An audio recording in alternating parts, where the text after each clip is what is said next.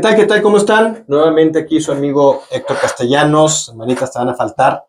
Fíjense que tengo 3 preguntas para ustedes. Primero, ¿qué pasaría si un libro olvidado en una cueva hace más de 2000 años tuviera más que decirte hoy que cualquier influencer o gurú moderno? Hoy en tu broadcast nos vamos al desierto, nos vamos al fondo de una gruta y al centro del alma. Hoy en Manitas te van a faltar para descubrir lo que las escrituras no te dijeron. Con nosotros está un súper invitado, Nico Pérez. Él es el autor de esta novela de ficción bíblica, Siloé Travesía. Es una novela que no solo nos narra una historia bíblica, la pone contra la pared y nos obliga a preguntarnos quiénes fuimos, quiénes somos y quién nos enseñó a ser así. Por eso vamos a recibir con un fuerte aplauso a Nico Pérez. ¡Bravo! Nico, bienvenidos. Muchísimas gracias por estar aquí con nosotros. Muchas gracias por el espacio. No, hombre, en este tu broadcast de Manitas te van a faltar. Sí, bienvenidos. Vi tu novela, me la recomendaron y la verdad no podía faltar invitarte y tenerte aquí con nosotros. Este libro, la verdad, es una dinámica histórica e introspectiva que le da a la herida, ¿no? Así que, Nico, háblanos sin filtros. Háblanos de cómo lo hiciste, cómo empezaste, que aquí en Manitas te van a faltar. De acuerdo. Que ya sabes qué significa, lo que explicamos aquí tras bambalinas, tras las cámaras. Hoy Manitas te van a faltar para responder unas preguntas y, sobre todo, para decir las verdades de lo que tú descubriste, la investigación, esa travesía, en esta etapa que hoy inicias como escritor. Antes que nada, quiero platicarles que Nico es contador de formación. Es un gran contador en el tema, si no me va a dejar mentir, fiscal. Materia fiscal, contable, de seguro social. Contador de formación. Contador de formación desde la secundaria. Ya sabía yo que iba a ser contador en la escuela secundaria. En aquellos entonces te daban a escoger un taller y ya desde entonces decidí ser contador. Y bueno, a partir de ese momento y hasta la fecha seguimos trabajando en la materia.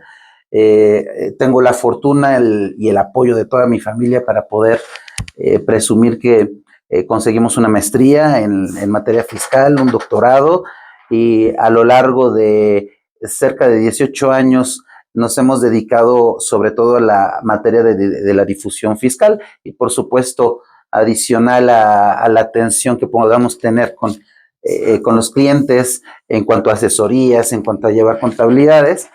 Y además de eso, hemos tenido la inquietud ya desde hace algunos años, además de las cuestiones técnicas que son numéricas y completamente conceptos, nos hemos introducido ahora ya en la materia de la escritura, pero aprendiz de guitarrista, aprendiz de pianista, aprendiz de cantante, entonces a ver si algún día nos aventamos alguna canción de mi autoría, ya será, creo que se combina bastante bien guitarra, piano y escritura, creo que va muy bien la combinación, pero bueno, ya será un proyecto que se realice más adelante, y el proyecto en el que le he dedicado más tiempo los últimos 10 años precisamente es a la escritura de este libro, que ha sido una experiencia que quiero compartir con tus radioescuchas, con tus escuchas, ¿sí? Para compartir lo que te desarrolla y te permite desarrollarte en ti mismo en cuanto a la escritura y la lectura, que creo que me ha nacido también la necesidad de impulsar y de motivar a las personas en general, no solamente la lectura de mi libro, sino la lectura en general. Entonces, tenemos ahí muchas inquietudes que afortunadamente hemos logrado concretar una, que excelente. Es el libro que platicábamos, cuál es el fin del broadcast que tienes, es correcto. Sí, fíjate que aquí en Manitas te van a faltar en nuestro broadcast, lo llamamos así porque, como te comentaba y bien lo dijiste, invitamos a personajes, ¿sí? Muchos de ellos amigos, conocidos como tú, que no solamente tienen una idea, sino que la llevan a cabo y la aterrizan, ¿no?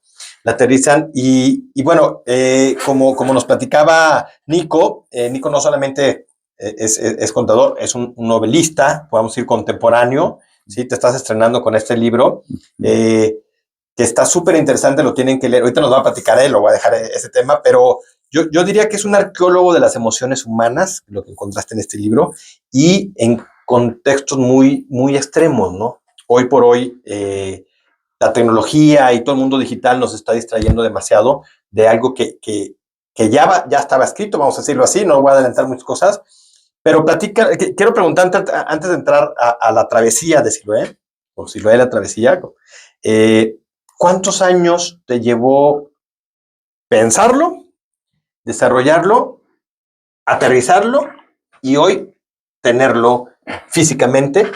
¿Cuántos años? Platícanos un poquito de la historia. Bien, hace 10 años me hice el propósito, dije, yo normalmente empiezo las cosas muy someras y me pongo a prueba yo mismo, ¿no?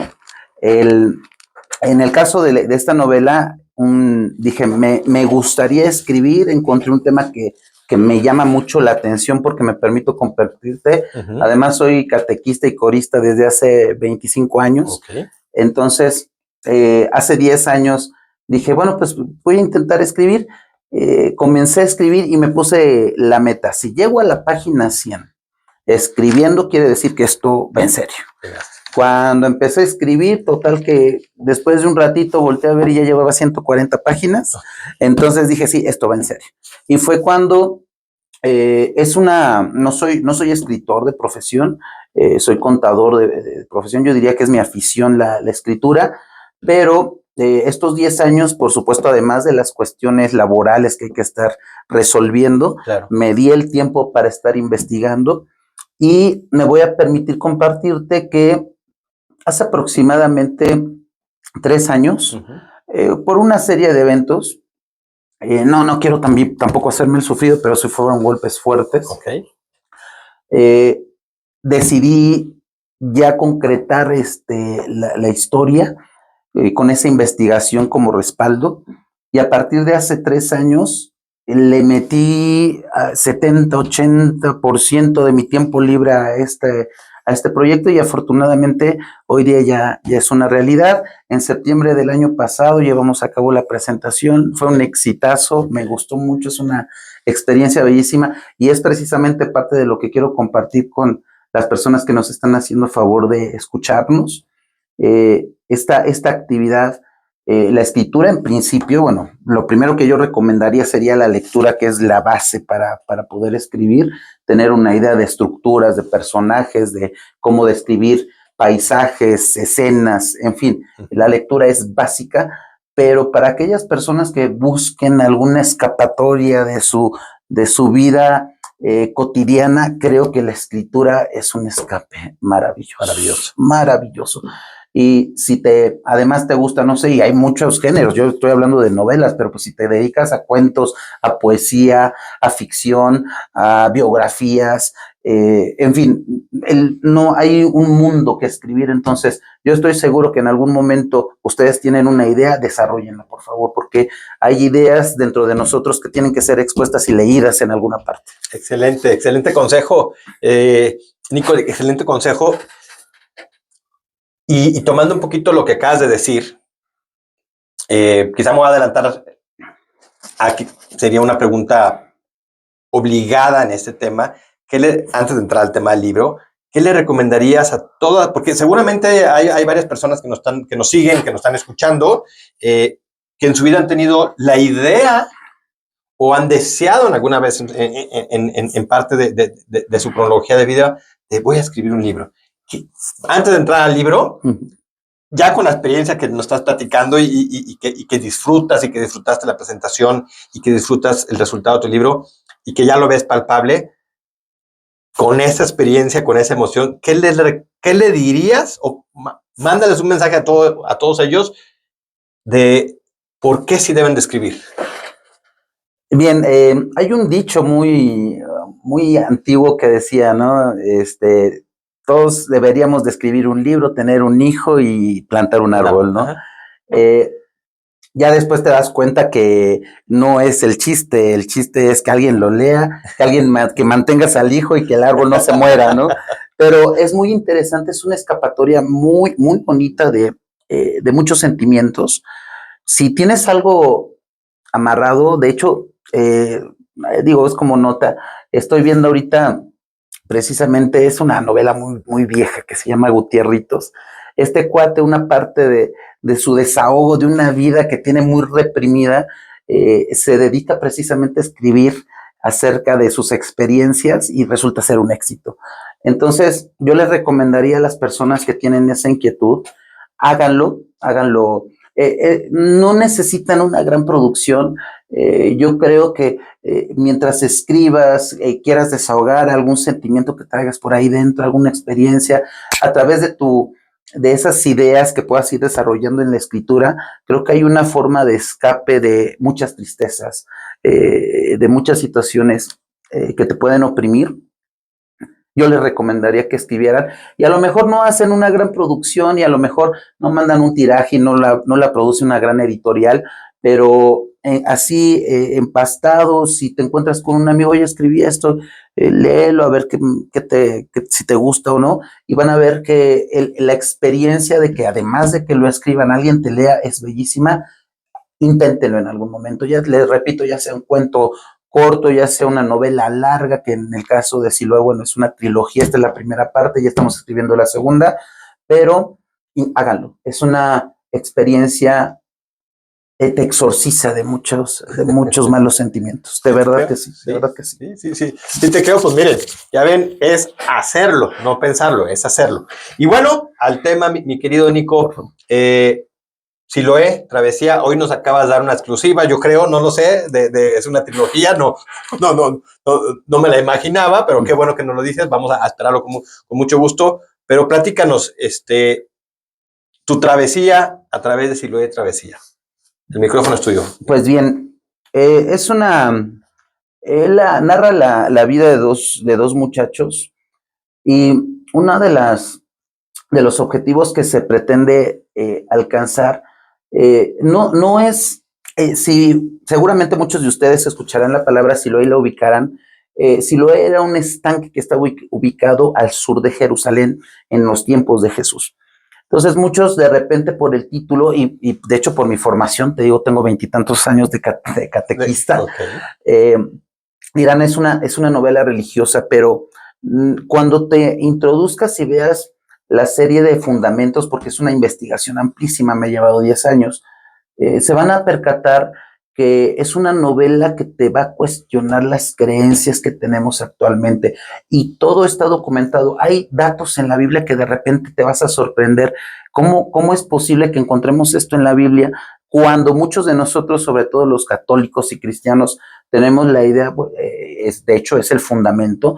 La Biblia tiene inspiración divina y habla de amor y habla de fraternidad. Te vas a encontrar con unos versículos que vas a poder ubicar perfectamente en tu Biblia, y te vas a sorprender de las cuestiones.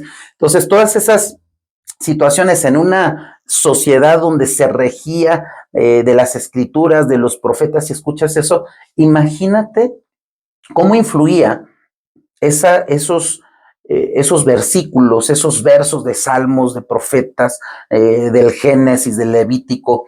Todos esos fundamentos regían la vida de la sociedad judía en aquel entonces, y me permito comentarte, sí, todavía el día de hoy escuchamos impactos con esas palabras que nos rigen el día de hoy, y creo que es parte de lo que precisamente dice la sinopsis del libro. Te sorprendes de las situaciones que te vas a encontrar a lo largo de esta narración de estas dos vidas. Son dos muchachos, uno de ellos es incapacitado, el otro un privilegiado medianamente, y bueno, escuchan una misma lección y toman caminos completamente diferentes, que es precisamente lo que sucede hoy. Yo escucho la Biblia y he visto cuántas sectas hemos escuchado, que el diezmo y toda esta situación, y vemos a pastores riquísimos por las interpretaciones que hacen de las escrituras. Ya no voy a emitir juicios porque ya será de cada quien, claro, pero cada quien considera, la palabra dice esto, entonces esto es lo que se tiene que hacer. Y bueno, como platicábamos hace un momento, sí, ¿no?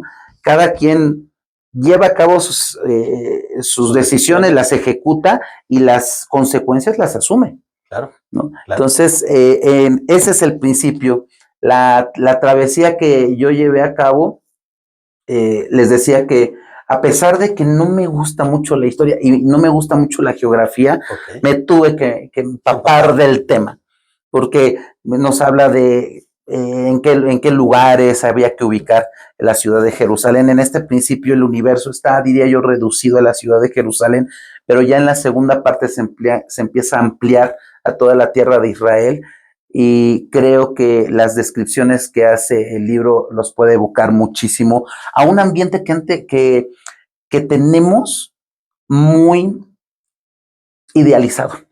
Ejemplo, cuando yo te hablo, por ejemplo, de los estanques de Bethesda, de Siloé, de la ciudad de Jerusalén, pues ubicas los frescos barrocos, renacentistas, la gente con sus ropas blancas, sus túnicas blancas, sus cabellos dorados, pero la verdad es que no era así, no era así.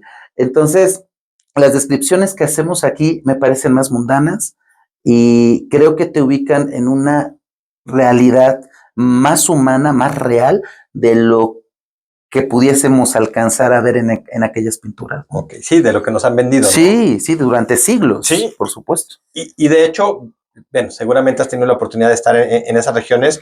Son regiones desérticas, semidesérticas, donde lo que tú estás contando, si lo es la parte de un estanque, pues el agua era la vida. Sí. El agua, entonces la vida se desarrollaba alrededor, es correcto. Entonces, sí, tienes toda la razón. En esas pinturas renacentistas, barrocas, nos pintan como si fuera un jardín del Edén, vamos a ponerlo así, cuando realmente es otra cosa, ¿no? Es correcto. Entonces, ¿crees tú que eso hace que el ser humano en esta travesía, las decisiones influyan de acuerdo a su ambiente? Por supuesto. Okay. Sí. El ambiente, la cultura, la enseñanza, en este caso, pilar fundamental, la religión, las decisiones son tomadas basadas en esas enseñanzas y, por supuesto, las consecuencias todavía más. Hay un detalle que me gusta mucho platicar y compartir. Hoy día, por ejemplo, seguramente lo tienen muy presente, Jesús debatía mucho con los sacerdotes de aquel entonces del día de descanso. Uh-huh. Hoy día, conforme a la Ley Federal del Trabajo, te dicen, oye, vas a trabajar el domingo y lo único que estás pensando, pues me van a pagar mi día más el 200%. Así es.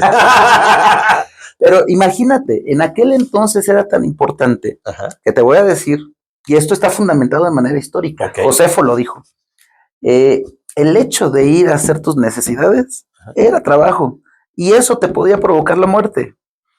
A ese grado llegaban, o sea, ese grado de ortodoxia en la aplicación de las leyes era extremo. Entonces, ahorita, cuando tú escuchas eso y entiendes cómo se debatía Jesús, una figura histórica, contra los sacerdotes de aquel entonces, empiezas a entender la enorme tensión que había. Entonces, te da una visión diferente de esas escenas que vemos en las películas, ¿sí? Y dices, ay, pues tú tranquilo, hombre, pues es el séptimo día, trabaja lo que te paguen el 200%. Claro. Y se acabó, uh-huh, y ya.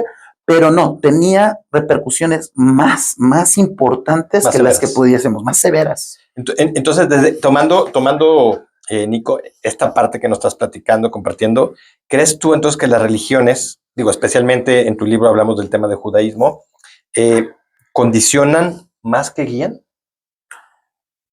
Sí, en definitiva. Mira, en aquel entonces estaban la ley escrita y la ley oral. Okay. La ley oral fue escrita aproximadamente 300 años después de Cristo. Okay. Entonces, antes de Cristo y después de Cristo, no había huella de esa ley oral, en donde los sacerdotes, basándose en las escrituras, hablando del séptimo día, okay, decían, bueno, Dios nos dice descansa el séptimo día, pero, y había unas reuniones, imagínate la Cámara de Diputados más o menos de aquel entonces, y decían, a ver, pero levantar un vaso es trabajo, ¿sí o no?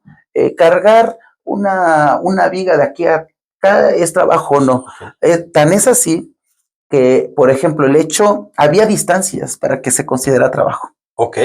¿No? Entonces, tú cargabas algo durante una determinada distancia y si rebasabas esa distancia, ya era trabajo. y fíjate cómo lo hacían de complejo, y esa fue una crítica que hizo precisamente esta figura histórica de Jesús de la que estoy fascinado. Sí. Lo que tenías que hacer, si tú tenías pensado ir a algún lugar por alguna emergencia, imagínate que, no sé, tengo que ir a hacer una ofrenda, tengo que ir a comprar lo que quieras, ¿no? Cada cierta distancia tenías que dejar un lugar de descanso para llegar, traer tu bolsita, ponerte a descansar, agüita, un pancito, descansas y luego volver a cargar si la distancia a la que tenías que llegar al otro día estaba más amplia, era más larga la distancia que tenías que cubrir, ¿no? Entonces, imagínate qué complejo se hacía. La decisión, digo, claro. Entonces, imagínate, ¿cómo no vamos a poder decir y sostener que la religión, en lugar de guiar, justificaba, castigaba y reprendía a la sociedad? Claro. Y de hecho, todavía habrá personas que piensen que las escrituras son un peso muy fuerte que pesar. Sí. Oye, ¿y crees que esta parte de la religión, digo, ya cada uno tomará sus decisiones leyendo tu libro? Perdón que me tarde un poquito de pensar, pero estoy tratando de armar la pregunta, la pregunta que permita que nos amplíen más el tema. ¿Ha sido, o fue una forma, o ha sido, no sabría, digo, cada quien su juicio, de malinterpretar un mensaje que caes como humano en esta parte muy sensible entre paso el mensaje o manipulo a mi bienestar, a mi alrededor? ¿Crees que la religión ha sido manipulada de tal manera que, pues en lugar de pasar el mensaje para guiar, pasas el mensaje para manipular a tu favor? En definitiva, y hay muchos ejemplos de religiones actuales en las que vemos a pastores en coches y con avionetas privadas, y eso no es diferente a lo que pasaba en aquel entonces.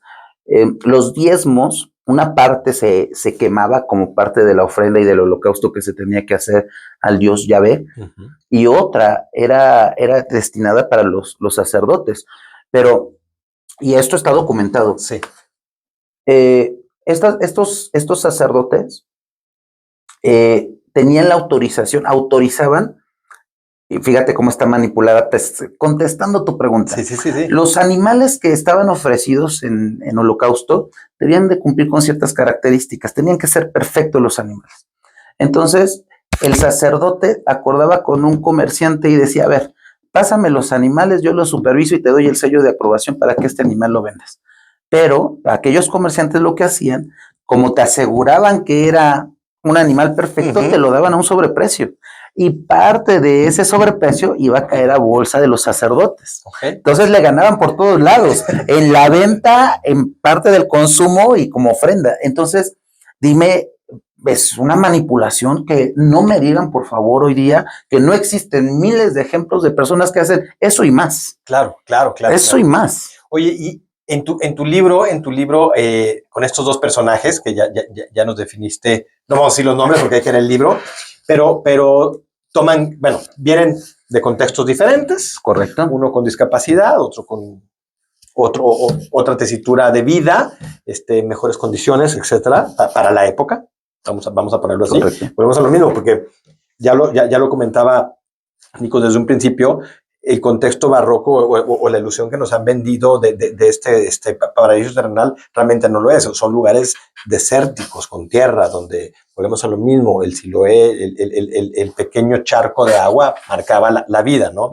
Entonces, en estos dos personajes, dándole una leída muy rápida a tu novela, una gran novela, en la historia hay dos aspectos que están en constante tensión. Uno es la venganza, en esa época, pues el ojo por ojo, diente por diente. Es correcto. ¿Okay? Sí.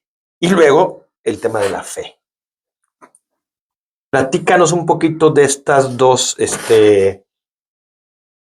pues, disyuntivas entre la fe y la venganza, cómo actúan en la novela. Mira, es increíble. Yo diría que todos andamos en esos dos personajes, en esas dos personalidades.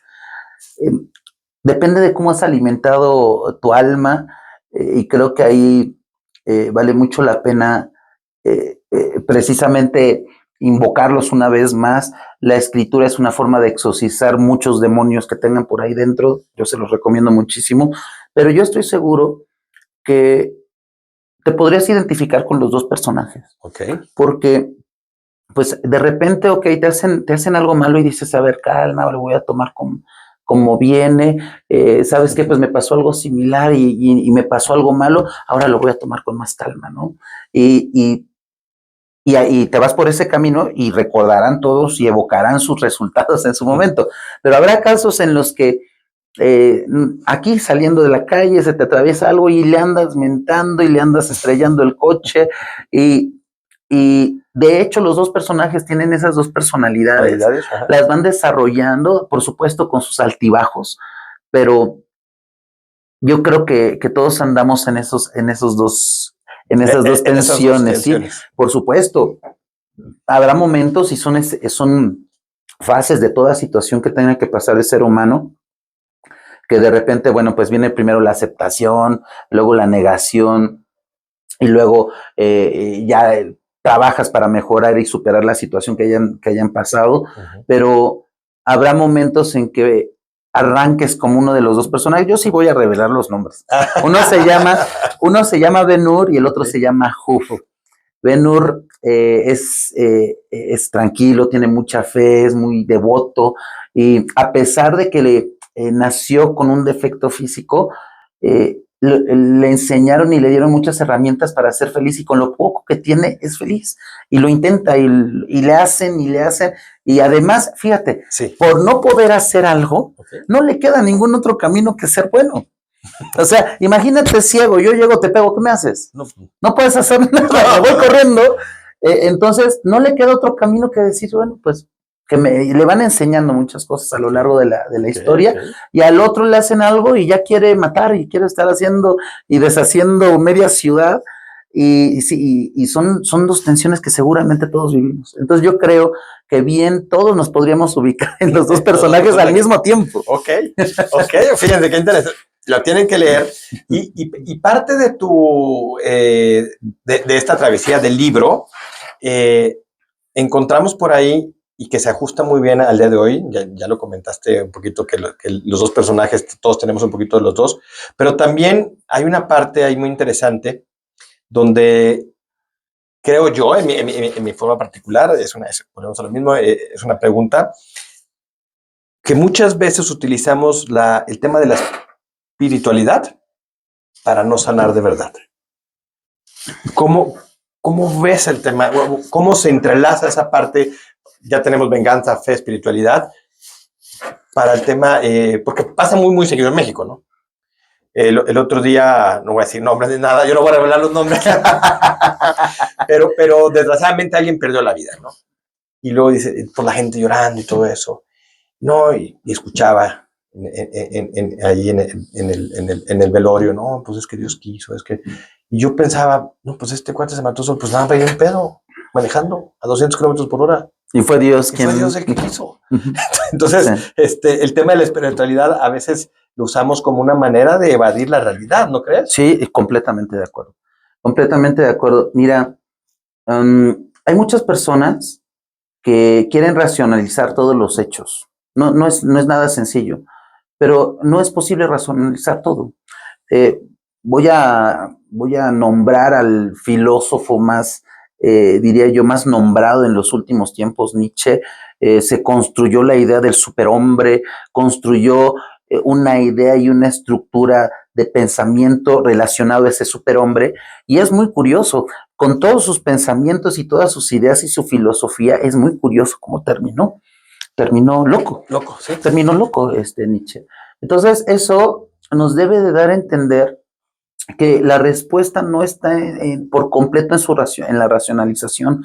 La razón del hombre llega a un espacio y de ahí en fuera todo lo demás es, desde mi punto de vista, aquí está la racionalización y de ahí fuera todo lo demás es Dios. O la espiritualidad que tú quieras, el ser creador, el nombre que tú quieras, pero después de eso hay algo todavía más grande después de nosotros. Entonces, si bien es cierto, la espiritualidad tiene que ser una respuesta para el ser humano, es muy importante, pero eso todo a tu tiempo, ¿eh? No necesitas, no hay un curso, no hay unos años en los que te vayas a titular para decir, ay, ahora sí soy espiritual. No es cierto. Todo eso es un proceso que te puede llevar años, te puede llevar meses, o en muchos casos necesita haber un evento para que empiece a surgir esa espiritualidad, pero no una espiritualidad justificada por completo en la religión, porque la religión, quiero que distingamos, una cosa es la religión, otras son las escrituras, otras son las palabras que están incluidas en la Biblia, que dijo Jesús, que a mí se me hacen oro puro, vida pura en sí misma. Si tú en su momento utilizas esa espiritualidad, al ratito habrá algo que te enseñe, porque como bien dices, ¿sabes qué? Me cortaron una pierna, fue castigo de Dios. ¿Por qué? Porque hizo eso cuando estaba chiquito y no sé, le aventé una piedra a este muchacho y por eso Dios mandó que me cortaran la pierna. Al ratito te vas a dar cuenta, no sé cuánto tiempo te lleve, pero te vas a dar cuenta que esa espiritualidad de la culpa, de la meritocracia, porque también deriva de esto, de las culpas, del pecado, al final y después de un tiempo te vas a dar cuenta que son cuestiones que en el mundo pasan. ¿Y por qué pasan? Porque en algún momento dado necesitamos aprender una lección para llegar a un nivel todavía más elevado. Sí, estoy completamente de acuerdo contigo y voy a retomar un poquito lo que acabas de decir. Yo también soy enamorado de Jesucristo. De hecho, siempre lo platico. No soy muy afecto al tema de la iglesia. De la iglesia y religión aparte.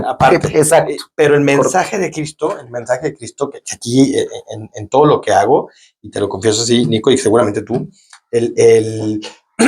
el mensaje revolucionario de amar a tu prójimo como a ti mismo, es cuando lo logras entender.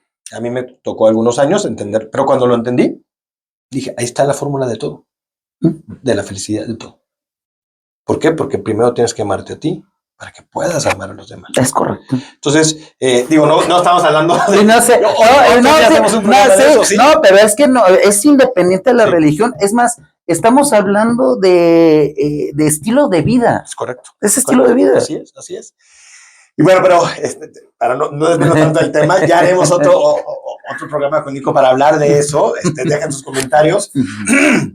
Pero, a ver, 10 años llevo a escribir el libro, investigar.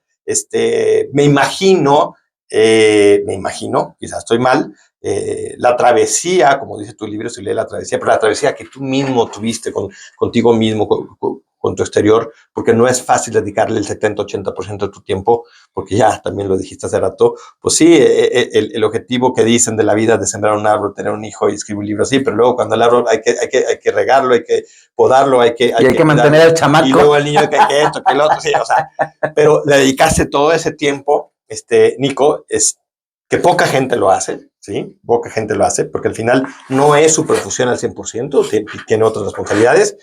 Pero qué bueno que lo hiciste. ¿Qué esperas, Nico? Fíjate bien la pregunta para que le eches una buena reflexión. ¿Qué esperas que pase con el lector?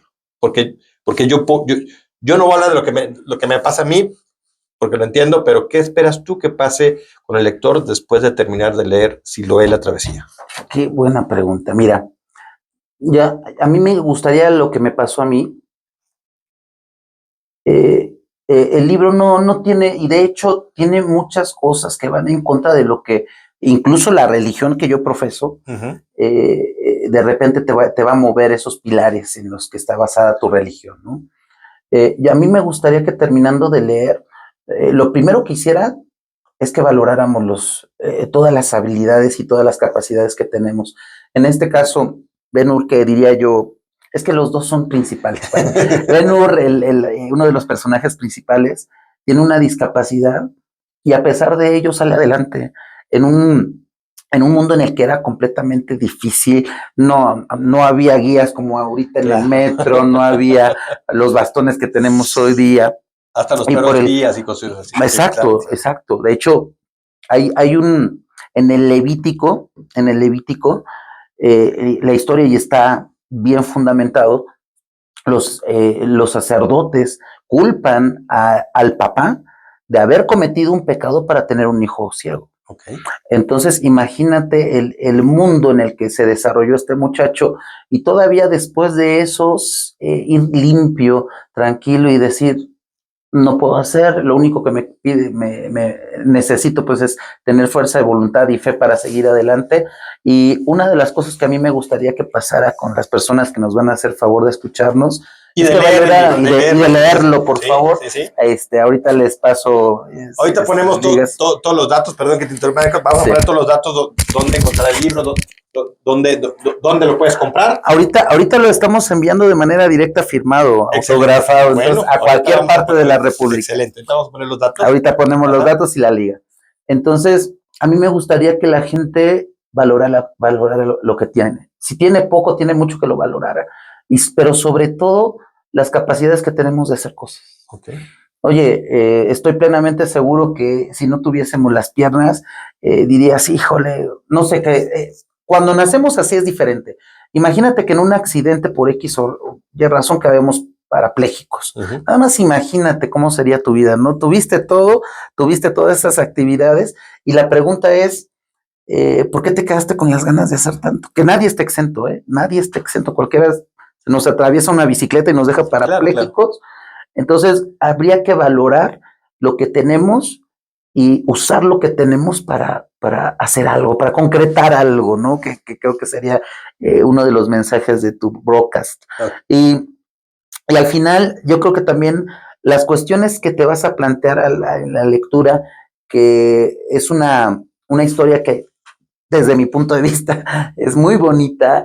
Creo que te puedes enganchar desde las primeras 4 o 5 páginas. Creo que es cuestionarte mucho qué puedo hacer, qué podría hacer si me sucediera esta situación, que por eso me encantan las novelas, soy fan de las novelas históricas, okay. Son bellísimas y por eso escribí este libro. Entonces, creo que lo primero que habría que hacer es valorar lo que tenemos. Y entonces, eso es bien importante. Muy bien, entonces, ¿crees que es una... Bueno, no crees, más bien lo que quieres que pase con el libro, dime si estoy mal, así lo entendí yo, es una reflexión incómoda, pero necesaria. Sí. Yo diría es uno, porque de hecho la investigación en la que se basa, yo creo que a algunos que les dé curiosidad, no me van a creer que algunos de los renglones diga lo que dice la Biblia, okay. Y ahí están las referencias de versículos. Está basado en uno de los principales historiadores. Escribió Josefo antes de los evangelistas. Okay. Escribió por allá del año 70 después de Cristo, okay. Y que escribió muchísimo antes que los evangelistas. Y hubo finalmente, te voy a platicar algo importante. Sí. Una de las inquietudes que nació de esto es que pensamos que la Biblia no es un documento histórico, que eso es falso. La Biblia es un documento histórico. Es correcto.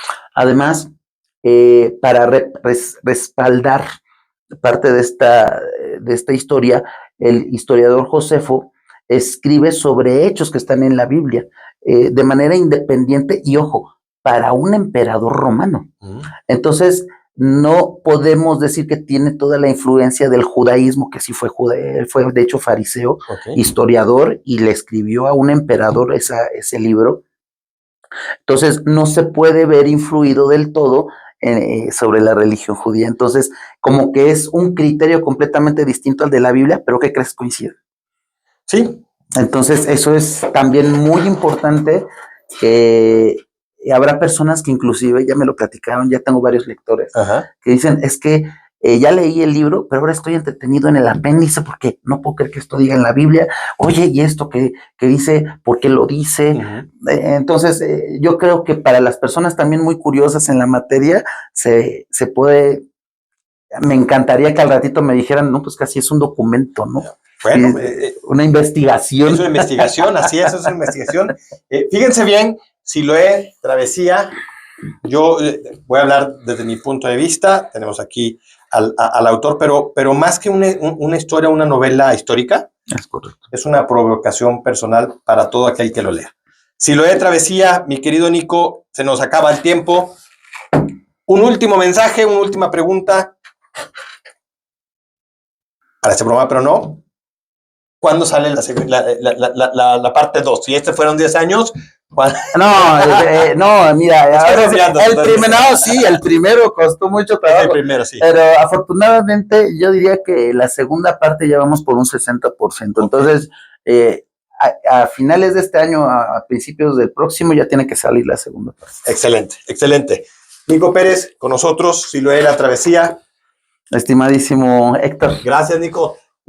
Léanlo, búsquenlo, les vamos a dejar todos los datos. Ya dijo, lo va a mandar autografiado y firmado. Sí, síganos en Manitas Te Van a Faltar. Nos vemos en la siguiente seguidilla. A escribir y a leer, por favor.